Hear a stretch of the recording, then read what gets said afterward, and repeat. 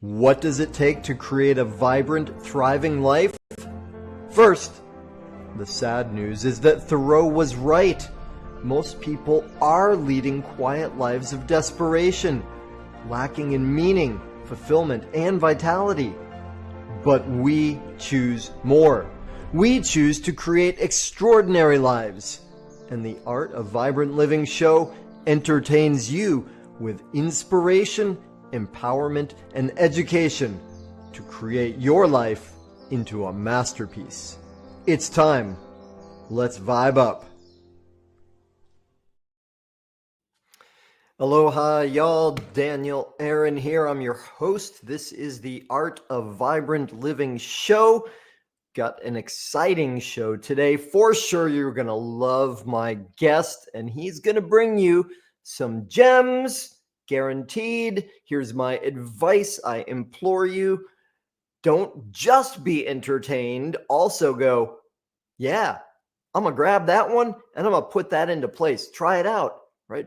Do something with it. Information alone, not transformation. Take the info and apply it in your life, and magic happens. So, on that note, let me tell you, because it's time to bring up BT Bullock is a passionate advocate for personal growth and empowerment. He's got a decade of experience in the health and wellness business, a proven track record of helping individuals and teams reach their full potential. Through his work with Breakthrough Formula, BT is dedicated to creating a world where everyone can live a fearless and fulfilling life. His formula, the BTFX, is a transformative program designed to empower individuals to unlock their full potential and live their best lives. Full potential might be the theme of the day. BT, thank you for being with us. What's up, Rev? How are you doing today? I'm so good. I just feel grateful and blessed, and and I'm excited to learn from you and hear how you came into this I don't know, what do we call it, mission to full potential and empowering people. So yeah, let's jump right into that. How did that happen? Like, were you as a 3-year-old little boy, were you like full potential, or how did you get to this point in your life? So thank you for having me. I really appreciate you connecting with me and sharing space. It's wonderful to be here. As I reflect and look back, I believe that this has always been the path and the journey to be on. As I've been going through, my life and my experiences, I've had the fortunate opportunity to have a very strong mother and woman in my life who served in the United States Army and was raising me all by herself and really instilled the limitless potential, I should say, the opportunity to not be withheld and limitation and think of everything as possible with a little bit of hard work and dedication. So I would believe that it started from a very early age. And, I started off in athletics, lifelong athlete, always a reader, always a student, forever a student, I like to say. And connecting that with my unique experience as, someone who had older parents. I didn't have a lot of cousins around. So it was just my books and the rules of the household and how I needed to conduct myself. So as an individual, I'm experiencing myself over and over without a lot of bounce back, right? I'm just freely, utilizing my individuality. And over time, I really started to connect with other people's experience because it was so much different from mine. If they had siblings or if they had cousins or they had family traditions or, things that they did. And I'm like, wow, I've never had that, but I love to take that in. So I was always everybody's second brother or second cousin. So I got to experience a lot of different cultures and ways of life and connect that to my own and make that a part of my journey. So it's been a really great experience to take that into, health and wellness and fitness, because, even in today's society, you look at fitness and health and it's almost like this elitist thing, like you need money or you need to be at this gym or on this program. And that couldn't be further from the truth. That's awesome. I love that. Thank you. Um, Let me ask you this then, because you're clearly a intelligent, articulate guy. You already mentioned your love of learning. You excelled at academics, and I don't know your experience, but mine is, even if I think back about my school, and I love, I also grew up with athletics, and I grew up with like a pretty heavy focus on academics. And what I observed around me a lot is they're often considered separate, like the smart kids and the jocks, right? And I think there's a lot to this, but what's your experience of, is it sometimes separate? What was it like for you to be in both of those camps? What do you think about that? So I think the most important thing and the most creative thing is the student athlete. Hmm. Right. And I have a lot of work with student athletes and within my program. And I think it's a great way to approach both camps, as you say, right? Mhm. And these group dynamics and how we connect, because let's talk about leadership, right? In a team, if it's a team sport, there's captains, right? There are people who have better skill sets or they play different roles. So in the classroom, there's people who might learn at a faster pace. There's individuals have different interests, but the art and the expression of education and learning can all be the same in one, cohesiveness, if that is curated via the coach or the teacher. So it's extremely important to look at and not separate the two. Right. I have my student athletes. I tell them all the time. I said, how much do you love the game of football? I love football. I've always wanted to be a football player. So in practice, are you paying attention? Oh yeah, I'm always listening to my coach. I'm always doing the right thing. And the parents might say, well, we're having some behavioral issues, or it might be a little bit difficult. And when I get with my athlete and I'll talk to them, I say, well, what would be the difference in a classroom? And there's this pause because there's this realization that there truly isn't a difference. We're breaking down these barriers of separating, classroom and academics to learning and wanting to be better as an athlete. So I think just looking and approaching that from the student athlete aspect really creates a lot of universal cohesiveness to where the skill set here can also be a driving force in a skill set in the other camp, as you say. Yeah, that's beautiful. Well, it reminds me of the truism that the way we do one thing is the way we do everything, right? And even for me at this point in my life, being now my body's what, like 140 years old. I still love athletics and sports and team sports, and part of it, like I don't have the same level of prowess I had when I was in my 20s or even 30s. However, it's still a great opportunity, training ground for me to prove to myself who I am, right? And how I show up in a particular game or a point or whatever it is. How I respond to that, I know, is how I respond to my work and my family and community and friendships. Yeah. Absolutely. I mean, movement. I mean, if you look at the human body from a biomechanical standpoint, I mean, we are designed for a lot of movement, a lot of expression from a physical standpoint. And whether you're in sports, whether you like to take walks or yoga, or you do Ragnar races, or triathlons, Ironmans, it really doesn't matter. It's a way of expression. It's a way of experiencing yourself.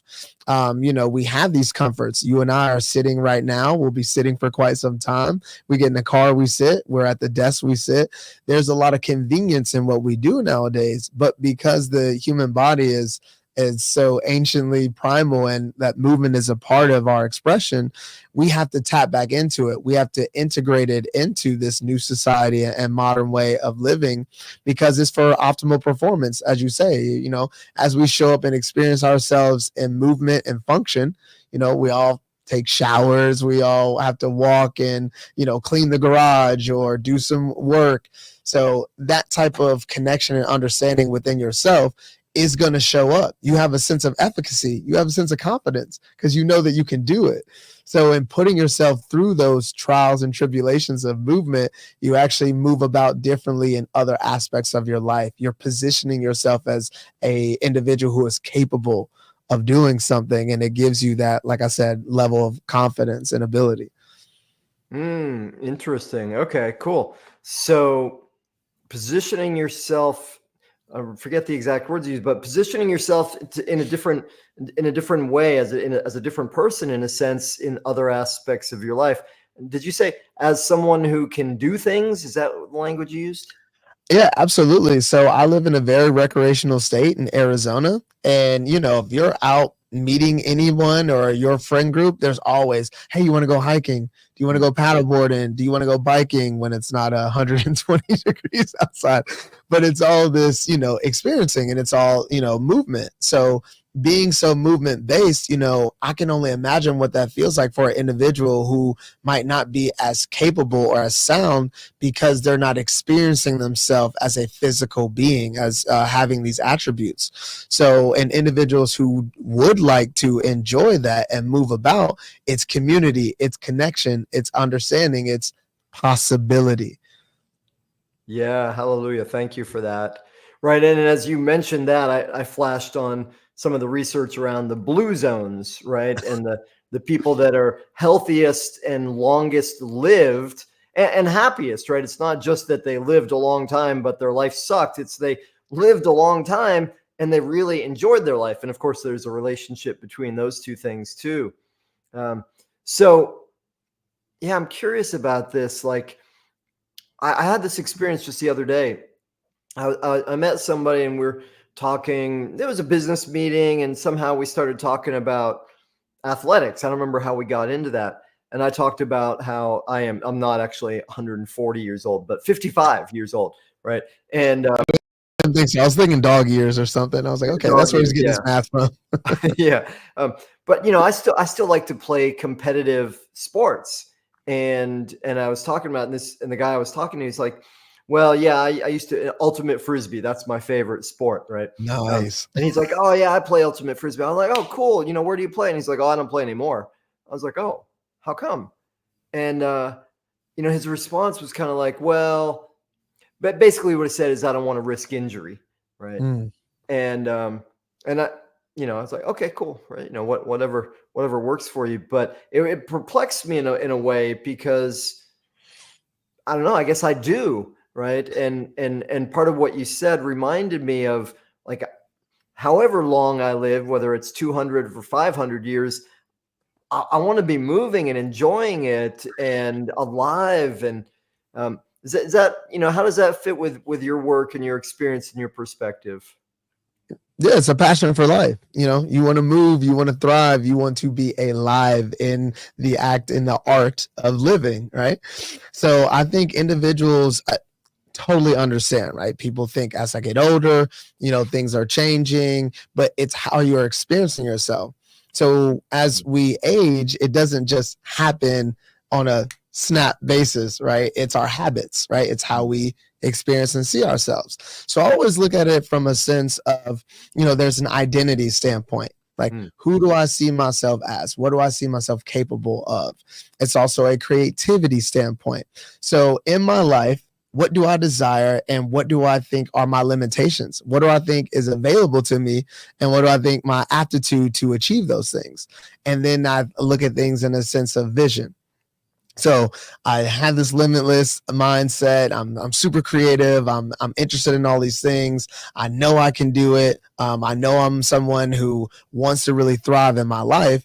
And then with vision, it can come up to what would be the 1%, right? A lot of people say, let's get 1% better every day, or, but what would be that one step? How do we see ourselves? Where are we at in this one moment, so we know what that 1% decision, action, or practice can be? As we do that, I like to look at it as compound interest. So we keep dropping those 1% deposits into that bank of ourselves. Now we're getting that compound interest. Okay, well, I'd love to go on this hike. Never hiked before. How about I go for a walk? Not sure how long I can walk or, where I can walk. How about I go around the block? Oh, that was pretty easy, very brisk. I have more time. And also time management, right? It just starts going into universally how we are setting up our own experiences, how we're creating our own time. Most people these days, you always hear, I'm busy. I'm busy. So I tell clients, I invite them, I should say, I don't tell them much. I invite them to write down, okay, like tell me more about the busyness of your day from a standpoint of how many hours do you sleep? Oh, well, it's not really that great. Okay, let's move forward. When you wake up, what are you doing? Like, what are the things that really get you prepared for the day? Man, I'm just doing my best to try to get the kids ready and this and that. So I asked them, so if you don't have a system, right? If you don't have a formula, so to speak, Mhm. a day can go anywhere. It could start off great, or it could you're susceptible to letting the day kind of run you down instead of meeting the day. So now let's look at some practices that we can do maybe the day before, maybe on the Sunday. Maybe let's lay out a couple days, and are they repeatable things? So can we make Monday look like Wednesday, and now you're prepared. Now you're setting yourself up for success, and whether your family, your business, that energy is going to reverberate. You're going to be able to be more vigor, right? Have more vitality in the day because you got more rest, right? You're going to bed a little bit earlier. You're cutting off the screens. You're checking your calendars. You're checking your emails. So you're preparing yourself to really live a fulfilled life by being what I like to call a high value individual. So having that understanding that you are deserving of this thriving life means that you're going to do more to support that. It's that investment in yourself. Yeah, thank you. That's beautiful. So you used the word formula before, and I think I used that word introducing you too. Will you say more about that? What does that mean to you? So for me, my company Breakthrough Formula, it's all about performance and wellness.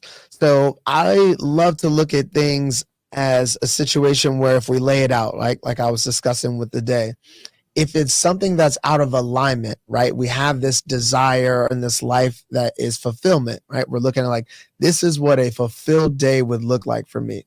So let's look at what days are you actually experiencing, and let's look at the misalignment. Hmm. So because the formula isn't getting us to what, like we don't have the right codes, right? So now let's start working at what does work with the money that we have, with the responsibilities that we have. So I see a lot of in the coaching industry, everybody's prescribing, right? You need to do this. You need to wear this. You need to be in the cold plunge. You need to, I mean, they're telling you all these things that you need to add on, right?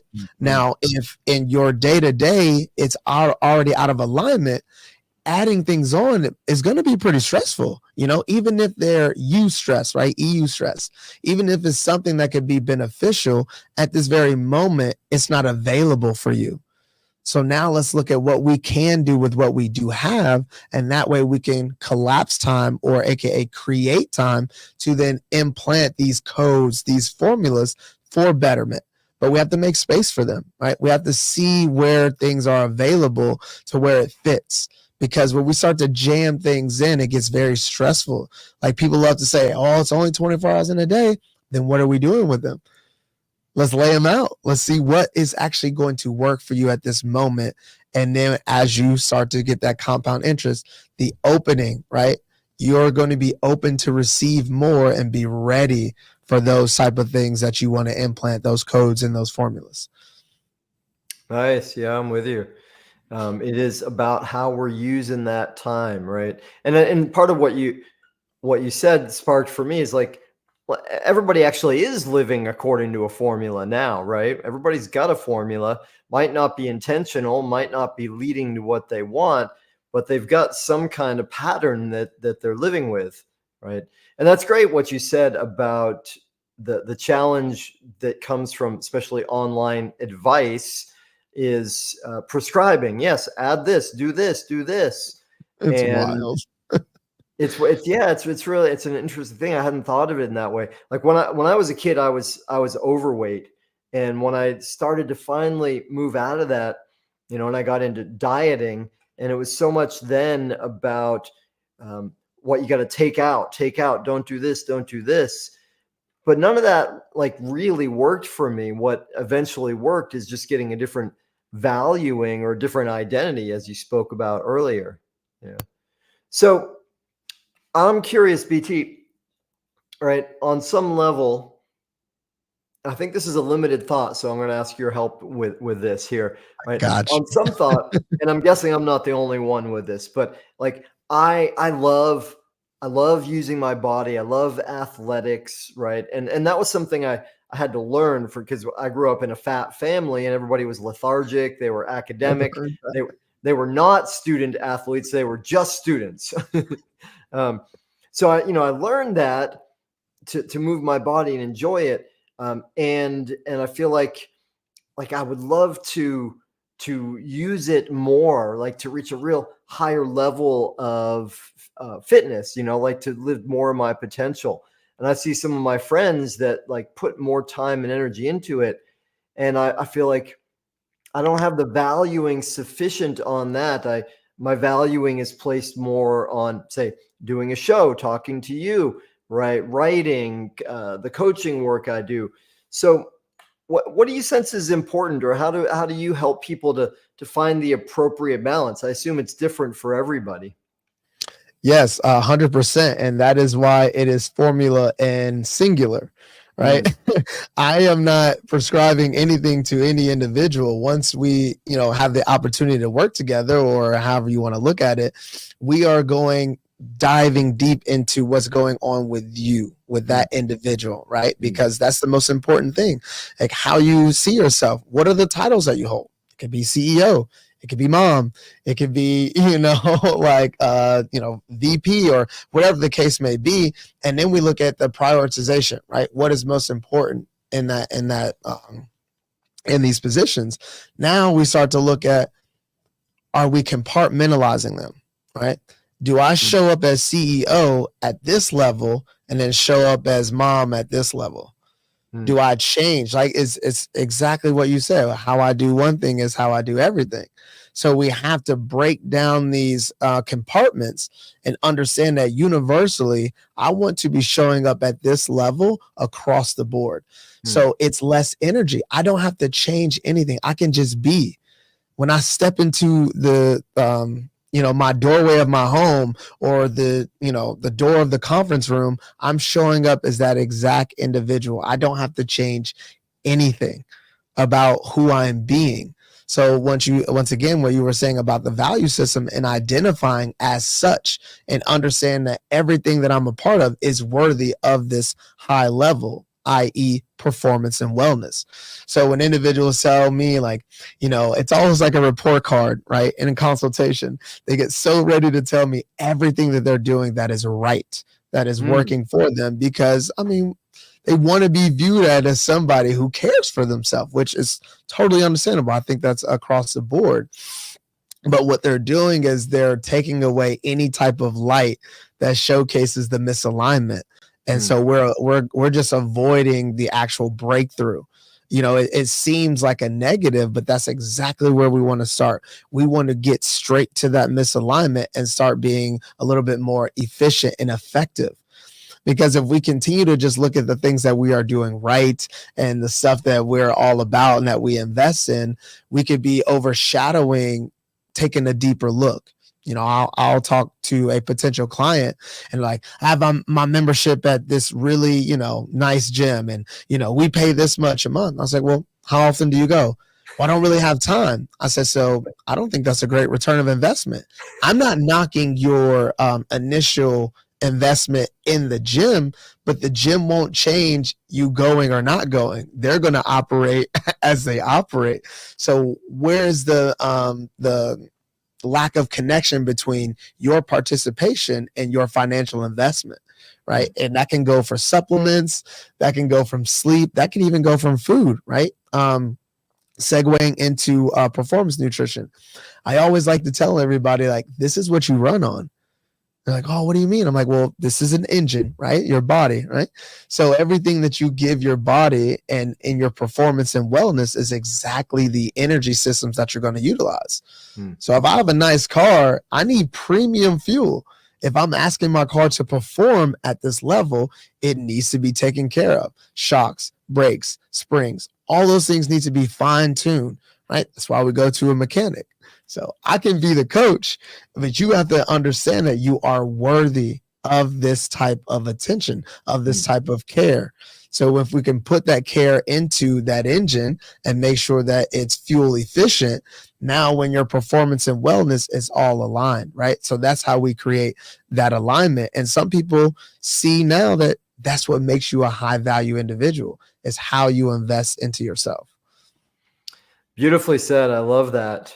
Well, and I love your story about, the imaginary client who wants to share the wonderful thing of, paying this $400 a month gym that he or she never goes to. I'm exaggerating a little bit, but that's such a archetype or a pattern. It's a stereotype. Like when we look at the subscription model of business, which these days is very popular, whether it's Netflix or a gym, the joke that is in the business world around that is, oh, it's like a gym membership, which means people pay money but don't use it. I mean, people probably use their Netflix a lot more than they use their gym. I don't know in general, but what do you think? Like you're a guy who's also studied psychology. What goes on for people that they're willing to spend a bunch of money, whether it's 25 or 400 for the gym, but then actually not use it? What goes on? From what I see is one or two things, right? One thing is they want to be connected to something at that level, but it's outside of them, right? They're putting more emphasis on what the gym looks like, who is actually there putting in the work, the amenities. They're looking at this list of, I want to be connected to that.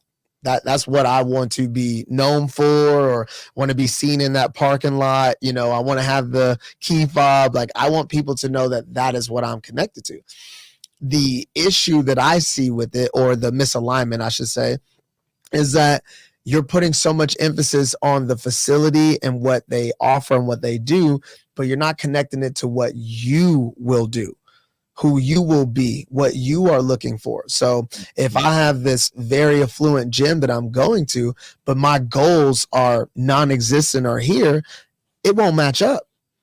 Right? If I'm not committed, if I'm not a person of discipline, just having that membership does nothing for me at the level that the gym could. So I might as well go to a $10 gym. So instead of the $400 a month, I could go to the $10 one, because that's a $10 commitment. And that's not attacking anybody for their finances or resources, but it's just keeping things on the same level, having that understanding. The second thing is they absolutely know that they are worthy of that $400 gym. They just haven't connected what they need to do, who they need to be, right? They don't have that vision steps that we were talking about, that 1%. Okay, yes, I'm willing to take this risk, or I'm willing to go outside my comfort zone, and I'm going to invest this money into the gym. But once again, the gym is not going to get you out of that bed, right? It's not going to get you to show up at the times that they have the classes. So we have to look at other habits and identity before we can match up with that gym, even though we know that we are worthy of it. That investment is at the level that we want to reach. So once again, it's just the misalignment and making sure that we understand and experience ourselves at the level of our investment. So our commitment is there, our understanding of what we need to be doing, and what we're required, what is required of us, I should say. Yeah, I'm with you. That makes total sense. So you've talked about limitless potential, fearless living, right? These are some of your codes, I would say, right? Part of the formula, part of your tenets for living. Can we go too far in our quest for our physical potential, right? Can it go overboard in some way?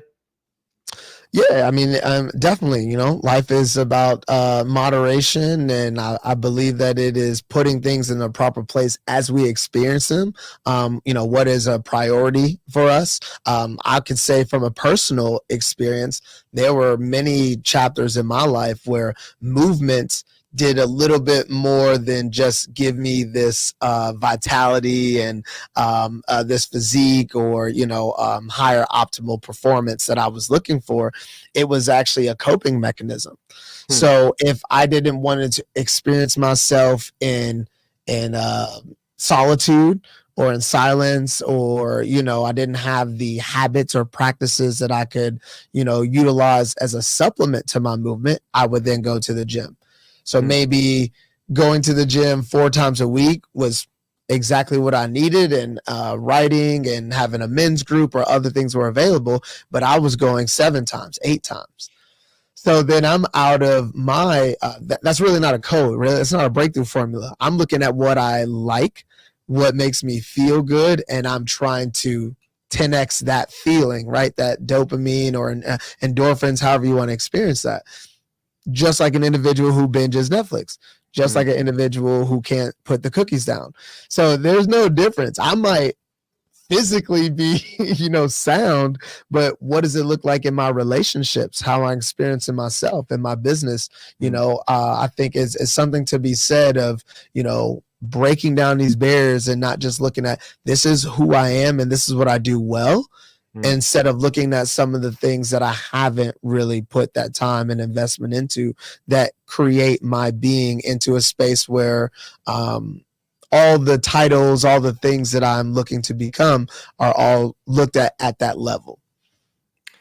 Nice, beautiful. And I was very curious when you started speaking about that, and you talked about coping mechanism, and that's a concept that some people use as a positive thing and some people use as a negative thing, right? Because coping to be a sort of therapy or to keep us going, okay, that could be something positive, but it could also be something like a way of avoiding, which is kind of what you were getting into with that a bit from what I heard.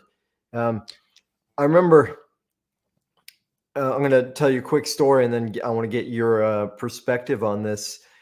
Years ago, I was obsessed with yoga, like physical yoga practices. I was like a joke in the community. Like I would go to a all day yoga conference, but before I would go, I would do 2 hours of yoga before I go, so I would be like warmed up for it. Right? That's what, and I was obsessed. Right? And part of that for me was driven by like my own insecurity, right? If I Mm. could just get my body to be a little more flexible, a little stronger, if I could have a little more skill, right? I was like trying to prove some kind of worthiness to myself, right? And there were other benefits to it too.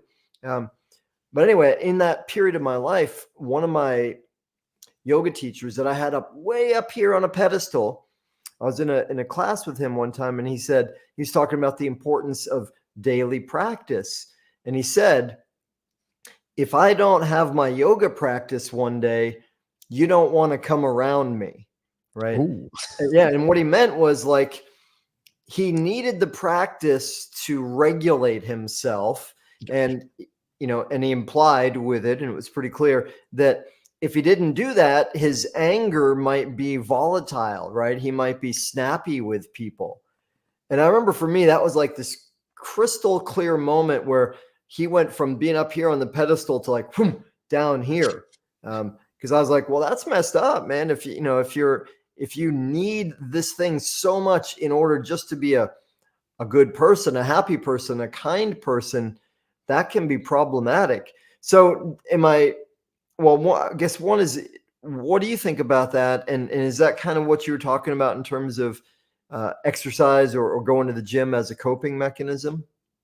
Yes, as a fitness director for multiple studios, I got an opportunity to really experience. I mean, there might be 200, 250 people in the studio. I might be overseeing 2 to 4. So that's like 1,000 people, right? I'm experiencing 1,000 people in a group dynamic setting, right? It was group fitness.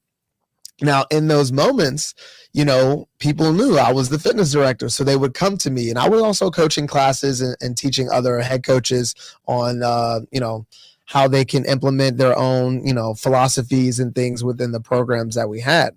So I'm really getting tons of feedback, which is great, right? That way I can coach better and set my studios up better. Now, with that being said, I noticed that a lot of people were suffering through the workouts. All this sucks or this and that, but I'm going to just do it. I'm going to just do it. And it was almost like if I suffer in this, then I can go and have a couple of drinks, or I can go and do this. So instead of looking at it like, hey, I have these goals, I want to be there for my kids and grandkids or whatever the case may be, whether it's, whatever goals in particular to that individual, but they were choosing a different connection to the movement. And I believe that those were the individuals that ended up coming to my head coaches and myself and saying that it isn't working for me. I'm not seeing any results and I'm just going to do something else. And then you realize that, wait, they came to us from another studio or another practice and they said they didn't want to do that anymore. So it's all this separation. Right. So instead of being, how am I showing up? Who am I being? I'm going to suffer through and do all this hard stuff, but it's not connected in how much I'm sleeping. So, sometimes we had challenges, which I liked from an educational standpoint, but it really didn't help these individuals for 60, 90, 45 days. You're going to give me your best, because I see the data and we're going to have winners. So you're looking at all this external reward instead of being like, you deserve that anyway. If you had the time to come to 4 or 5 classes a week and you could have made that happen because it lines up with your goals and what you desired, that was always available. But before the challenge, you said you were busy. So you came 2 to 3 times a week. And then when the challenge was over, you went right back to 2 to 3. So it's this ebb and flow and this inconsistency that we see in individuals who they have the capacity to be committed. They have the capacity to work hard. They have the capacity to value that work. But without these challenges, they were looking at it from a different lens. And, we had a huge thing on retention, retain, whatever they need. And, I saw, the sheet that, whatever company I was working for at the time or contracted with, all the responses, right? This is how we keep them in. And I didn't like any of them. They were so robotic. They were so discerning. Like it was almost like, let's play this reverse psychology game. But I would have to coach my other coaches in different studios. So I removed and threw away the sheet without permission. I was thinking of the same thing of just don't ask permission, ask forgiveness. And so when I had a call with my head coaches, I said, what do you think are some things that these individuals lose sight of? And everybody had their answer. And I said, well, let's go back to the client intake form that I mentioned earlier in the show. And we would look at these individuals who we knew were on the cusp of leaving. Maybe they, had their grace period. And I said, do you think that they remember those goals, or they remember the being that they were when they came in the door, when they were excited, when this was adventurous and something new and something that they knew were going to give them, they were going to show up differently, and that identity that they were willing to take on? And, unanimously, all the coaches were like, no, that's a completely different person. I said, let's remind them of who they be, who we are, and how we can show up, and let's get back on track if it's available, right? Sometimes people are there. The retention of that quarter went up exponentially because we're not trying to convince anybody of anything. We're still doing what we promised to do. We're still open at these hours. We still have these coaches. We still have a dynamic program. But now let's get back into alignment, right? I use this analogy as a veteran. If you're using a weapon, right, over and over, it's going to need to be cleaned. The scope is going to need to be recalibrated, right? You're going to have to change some things because of the usage. just like any other muscle, just like any other being, just like any other practice. Over time, we kind of need to give it a little bit more than what we have been in order for it to keep performing at that high level. So, sometimes we just got to go and recalibrate the scope a little bit and get back on track. That's great. I love that. Yeah, the my favorite analogy on that is the bicycle wheel, right?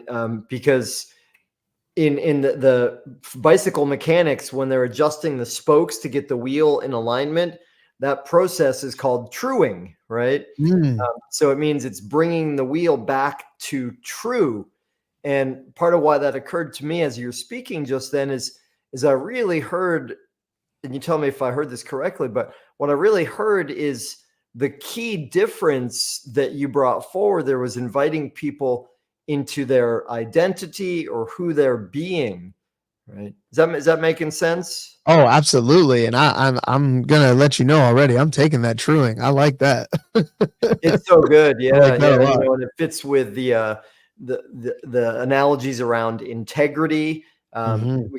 We could talk about that for an hour, but I want to ask you this, because you spoke a moment ago about people, the phenomena that happens where people suffer through their workout, Mm. right?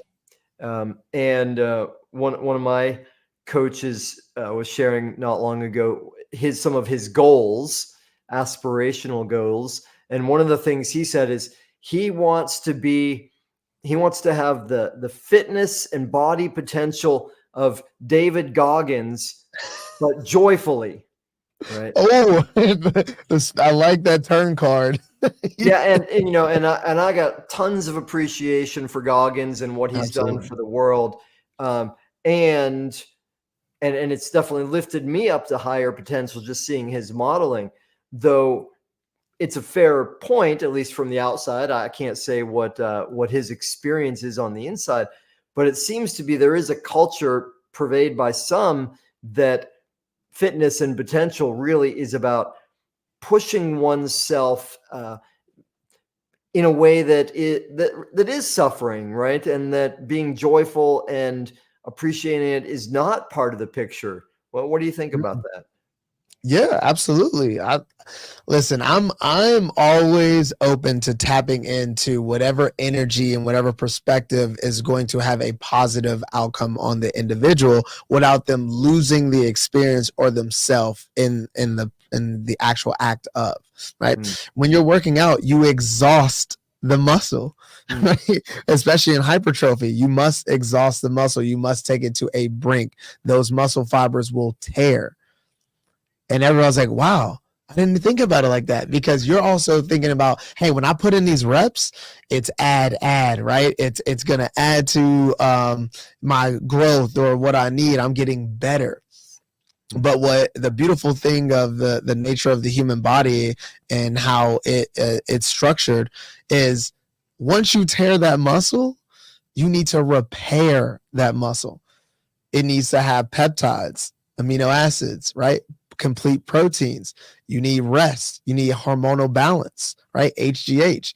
So there's a certain responsibility for taking it to that brink, right? Especially if you have that goal and that mindset and things that you want to achieve, because that's a lot of work to put in. So now it brings us full circle back to return of investment. If I am going to exhaust this muscle in this hour and a half, in this class, in this drive, in this $400 gym, $10 gym, doesn't matter. What am I going to do on the back end to appreciate that work that I put in, to stay committed to my goal, to stay on point with everything that I'm saying that I deserve and that I want? And it's beautiful because you have to appreciate that.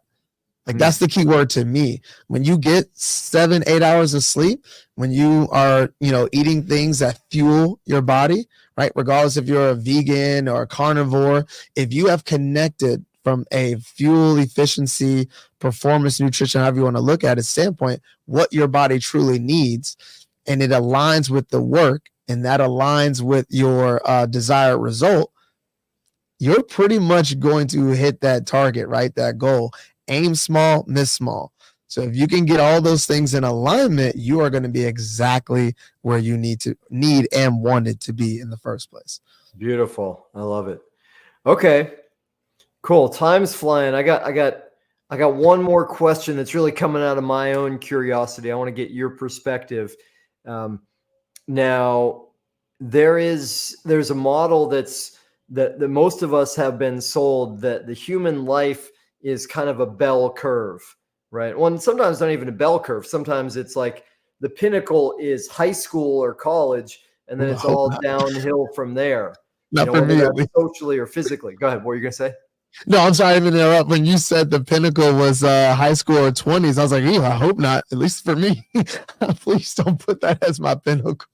Yeah, well, I'm with you. And my thinking is, and I'm going to solicit more from you on this. My thinking is, that's all about our perspective on it, right? That's about the belief system, the worldview that we hold, right? So whether it's like, the pinnacle is high school, early 20s, and it's downhill, or some would say, we get to middle age and then it's downhill from there, right?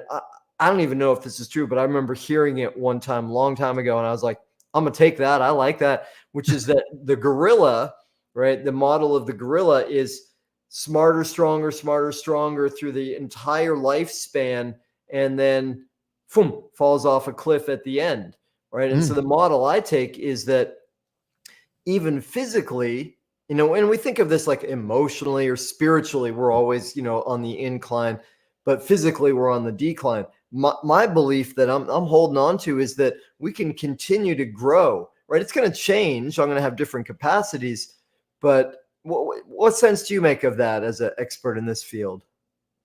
So for me personally, I look at it at 20 years old, right? I'm on active duty.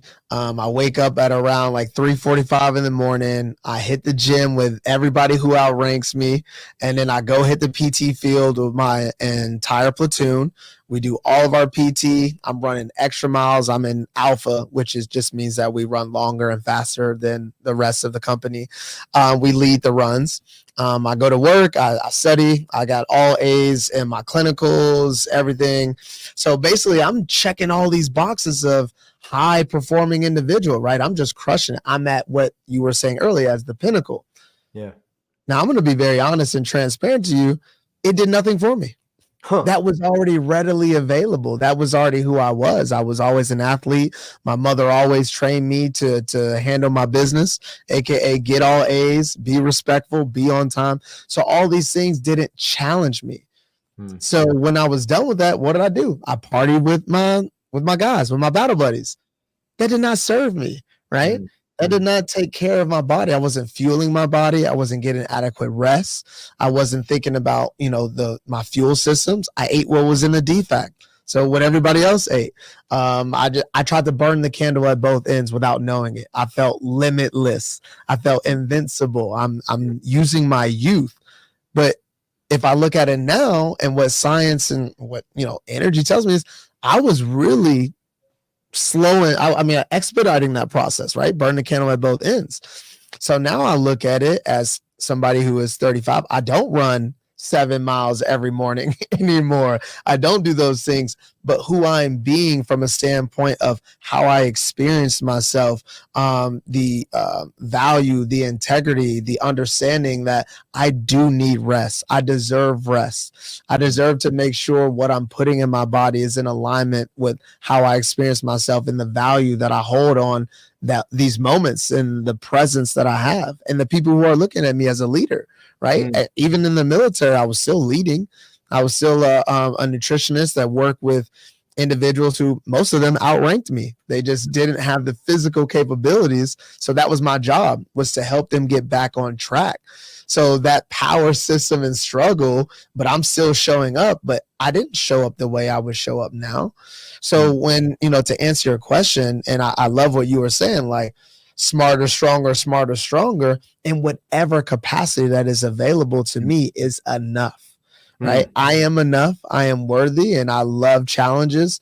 And, when I look at my 20-year-old self, there wasn't a lot of challenges because I just kept doing. I just was a doer.